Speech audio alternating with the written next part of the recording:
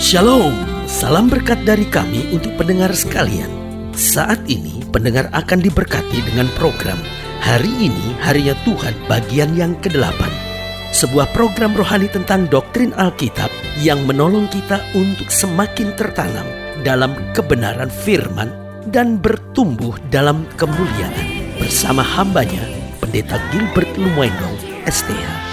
Banyak orang merasa doktrin Alkitab sebagai sesuatu yang membingungkan. Tetapi tahukah saudara bahwa doktrin Alkitab intinya adalah memahami Alkitab dengan benar, dengan pemahaman yang sistematis, sehingga kita terus dapat tertanam di dalam kebenaran firman, sehingga kita terus bertumbuh di dalam kemuliaan Allah. Buka hati saudara sekalian untuk menerima berkat-berkat firman. Kalau kita bertanya kenapa dunia semakin tidak pasti, kita mendapat jawaban sederhana. Sebenarnya terjadi akibat ulah manusia yang tidak bertanggung jawab. Kalau sudah bertanya kepada saya, maksudnya apa pendeta? Sederhana sekali. Manusia hari-hari ini cenderung egois dan masa bodoh. Yang penting saya senang, yang penting saya happy, yang penting saya sukses, yang penting saya bisa jadi orang baik, yang penting saya bisa mencapai keinginan saya, mimpi-mimpi saya nggak peduli sama yang lain, ya kan? Sehingga manusia cenderung egois. Dan ketika manusia itu egois dan masa bodoh, cenderung akhirnya tidak bertanggung jawab. Banyak ibu-ibu sekarang, wah, kalau nggak punya anak datang ke dokter sampai ke Singapura, sampai ke Australia, sampai ke Amerika hanya untuk urus bagaimana supaya bisa punya anak. Tapi ketika punya anak, apa yang terjadi? Tetap babysitter yang urus kok hari-hari. Mama sibuk sama urusannya sendiri. Kenapa? Anak sudah menjadi objek buat dia. Rasanya kalau nggak punya anak nanti diketawain orang, oh mandul ya, nggak punya anak rasanya kayak gimana gitu. Tetapi sebetulnya tujuannya bukan bagaimana saya mendedikasikan hidup saya buat anak saya, bukan bagaimana saya mengarahkan anak saya pada rencana Allah. Tetapi yang terjadi, kita telah menjadi manusia egois, masa bodoh. Lalu kemudian apa yang terjadi setelah kita udah punya anak 2, 3, atau 4, ya kan? Ketika suami sama istri berkelahi, dengan tenangnya mereka berpikir, udah kita bercerai aja. Gak pernah berpikir bagaimana nasib anak-anak. Masa bodoh, saudara-saudara. Dunia ini adalah dunia yang tidak bertanggung jawab. Pemimpin-pemimpin perusahaan sedang berpikir, bagaimana saya menggaji karyawan saya sekecil-kecilnya. Lalu bagaimana mereka hidup nanti? Masa bodoh. Yang penting saya bisa kaya, yang penting saya bisa senang, yang penting saya bisa mau mendapatkan seperti apa yang saya kehendaki. Saudaraku yang kasih dalam Tuhan, ini yang saya bilang, ulah manusia tidak bertanggung jawab. Coba kita lihat sekarang, orang sedang sibuk dengan banjir di mana-mana, orang sedang sibuk dengan keadaan ekonomi yang semakin tidak jelas, ya kan? Tetapi kita lihat juga di satu sisi ada pembalak-pembalak liar, orang-orang yang sedang sikat-sikat tebang-tebang pohon, jedar. Bagaimana dengan reboisasinya? Masa bodoh. Yang penting untung kita banyak, yang penting perusahaan kita berhasil. Saudaraku yang kasih dalam Tuhan, ini yang saya sebut manusia cenderung egois dan masa bodoh.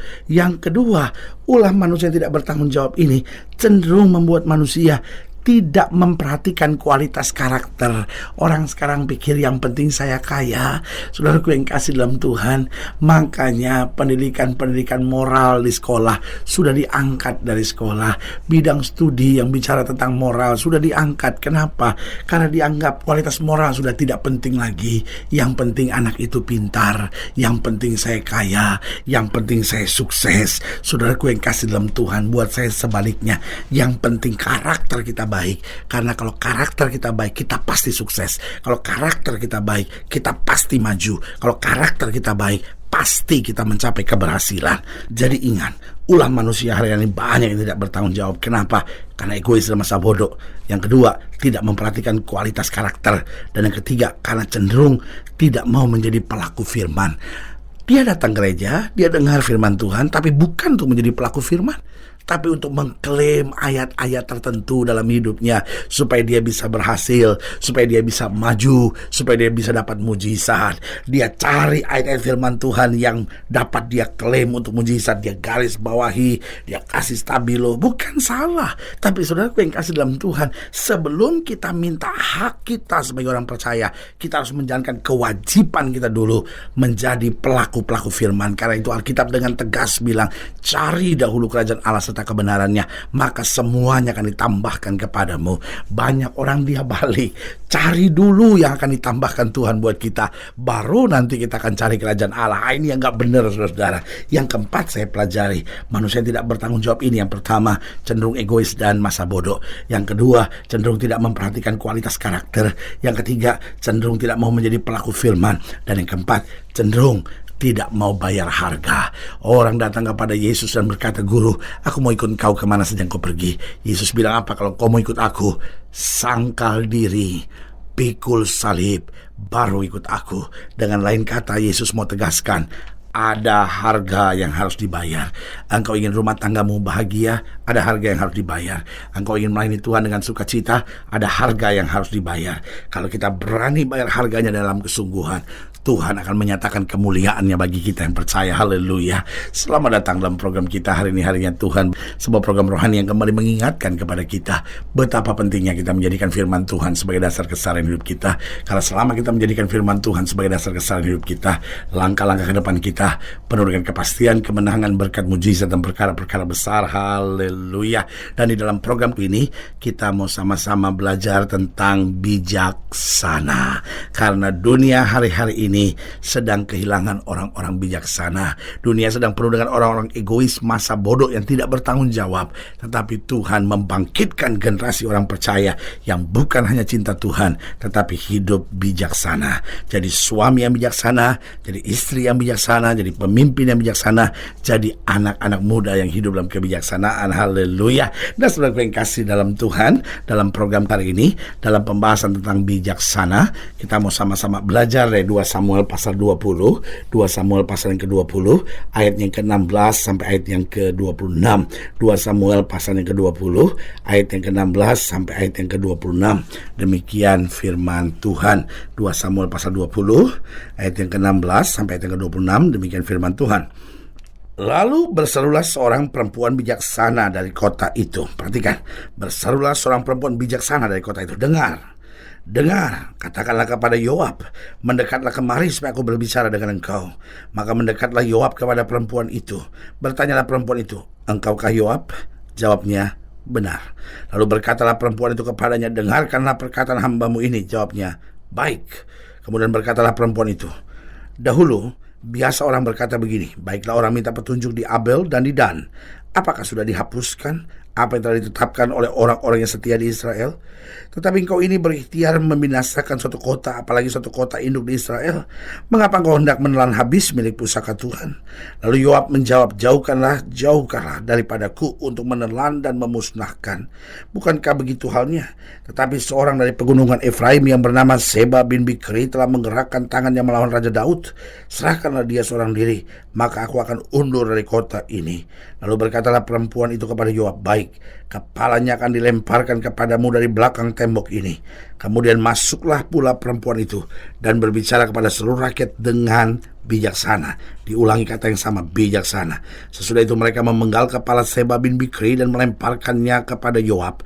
Yoab meniup sangkakala, lalu berserak-seraklah mereka meninggalkan kota itu, masing-masing ke tempatnya. Maka pulanglah Yoab ke Yerusalem kepada raja. Lihat, saudara yang kasih dalam Tuhan, karena seorang yang bijaksana, persoalan dapat terselesaikan. Ayat 23, Yoab menjadi kepala atas segenap tentara Israel, dan Benaya bin Yoyada menjadi kepala atas orang Kreti dan orang Peleti.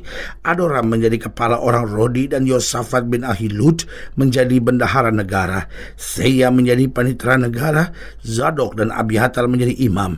Juga Ira orang Yair itu menjadi imam pada Daud. Saudaraku yang kasih dalam Tuhan, dari sini kita bisa melihat bahwa kebijaksanaan diperlukan dalam segala hal. Kebijaksanaan diperlukan di dalam pelayanan, kebijaksanaan diperlukan dalam kepemimpinan, kebijaksanaan bahkan perlu buat sebuah negara. Saya khawatir bangsa kita persoalan tidak selesai-selesai karena bangsa ini dipimpin oleh orang-orang pintar tetapi tidak bijaksana. Saudaraku yang kasih dalam Tuhan, kebijaksanaan ini perlu.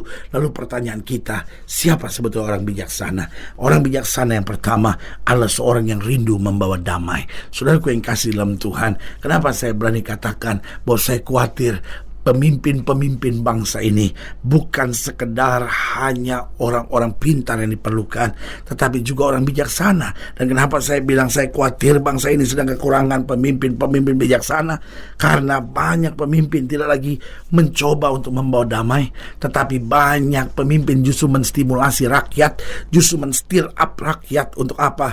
Untuk memilih dirinya. Karena itu politik adu domba, divide et impera, sedang dilakukan bukan oleh penjajah, tetapi oleh bangsa kita sendiri. Saudaraku yang kasih dalam Tuhan, hancur bangsa kita jika orang-orang yang menyebut dirinya pemimpin tapi tidak punya hati yang bijaksana. Siapa itu bijaksana? Rindu membawa damai. Suami harus bawa damai di keluarga, istri harus bawa damai di keluarga, para hamba Tuhan harus bawa damai di tengah pelayanan. Kenapa? Karena kita harus bangkit menjadi orang yang bijaksana.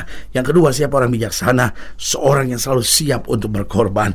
Ini yang sedang hilang. Banyak orang cuma sedang sibuk cari kepentingan. Kalaupun dia korban, dia hitung korban saya sama pendapatan saya nanti kemudian bagaimana, ya kan? Sehingga pilkada di daerah banyak ricuh. Kenapa?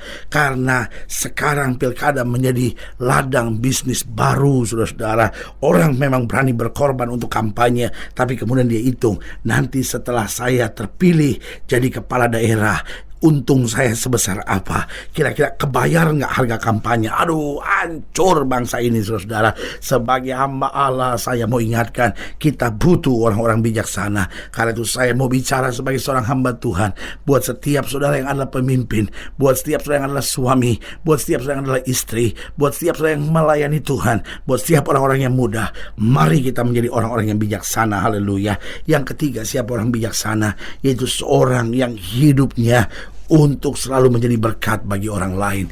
Yang dia tanyakan bukan bagaimana saya bisa senang, tapi bagaimana saya bisa menyenangkan hati orang. Yang dia pikirkan bukan bagaimana saya bisa menerima pertolongan, tapi bagaimana saya bisa memberi pertolongan. Yang dia pikirkan bukan hanya bagaimana saya bisa mendapat kasih, tapi bagaimana saya bisa mengasihi. Itu yang saya sebut orang bijaksana. Dan yang keempat, siapa orang bijaksana? Seorang yang sudah berpikir apa yang saya dapat berikan bukan apa yang saya bisa dapatkan. Saudaraku yang kasih dalam Tuhan, ini yang sangat penting. Jangan tanyakan apa yang saya bisa dapatkan dalam hidup ini, karena kalau kita tanyakan apa yang bisa kita dapatkan dalam hidup ini, kita menjadi orang yang serakah. Tapi tanyakan apa yang saya bisa berikan, karena Tuhan sudah terlalu baik buat kita. Anugerahnya luar biasa, kasih karunia-Nya dahsyat dan perkasa dalam hidup kita. Biarlah hari kita berkata, terima kasih Tuhan, aku ingin melayani Tuhan dengan sukacita, menjadi orang-orang yang bijaksana, melakukan apa yang Tuhan perintahkan dalam kehidupan saya. Haleluya. Saudara yang kasih dalam Tuhan, jika saudara ingin dilayani lebih jauh, hubungi kami melalui telepon, hubungi kami melalui surat, kunjungi website kami, karena kami ada untuk membawa Bapak Ibu saudara senantiasa lebih dekat pada Tuhan dan mengalami kasih kuasa mujizat yang luar biasa. Haleluya. Secara khusus melalui program ini juga, saya mau berdoa buat setiap saudara yang sakit, setiap saudara yang berbeban berat, karena saya percaya bahwa bagi Allah tidak ada perkara yang mustahil. Dan saudara ingin didoakan secara khusus, boleh taruh tangan kanan saudara di dada dan kita akan berdoa. Mari kita berdoa. Bapa, dalam nama Yesus, hamba doa buat yang sakit, hamba doa buat yang berbeban berat, hamba doa untuk setiap mereka sedang menghadapi masa-masa yang sukar, karena hamba percaya bahwa bagi Allah tidak ada perkara yang mustahil. Bapak, hamba berdoa di dalam nama Yesus, Tuhan jamah yang sakit Tuhan sembuhkan, yang lemah Tuhan kuatkan, yang susah Tuhan hiburkan, yang jatuh Tuhan angkat, sehingga hari-hari yang penuh kemenangan boleh berlaku bagi kami yang percaya. Hamba juga berdoa buat mereka yang taruh tangan kanan di dada, sehingga kami boleh menjadi orang yang bijaksana. Kami seringkali terlalu emosian, kami seringkali terlalu egois dan memikirkan kepentingan kami sendiri. Tapi hari ini hamba berdoa di dalam nama Yesus, jadikan kami orang yang bijaksana, yang boleh menjadi berkat buat orang lain. Di dalam nama Yesus kami berdoa. Haleluya. Amin. Saudara yang kasih dalam Tuhan, kita sudah berdoa. Ingat, Allah tidak pernah lalai menepati janjinya. Inilah saatnya buat kita untuk bangkit bersemangat, bersukacita dalam menghadapi segala perkara, karena kita tahu Yesus hidup, Yesus berkuasa, dan selalu mengerjakan yang terbaik buat anak-anaknya. Doa saya menyertai saudara.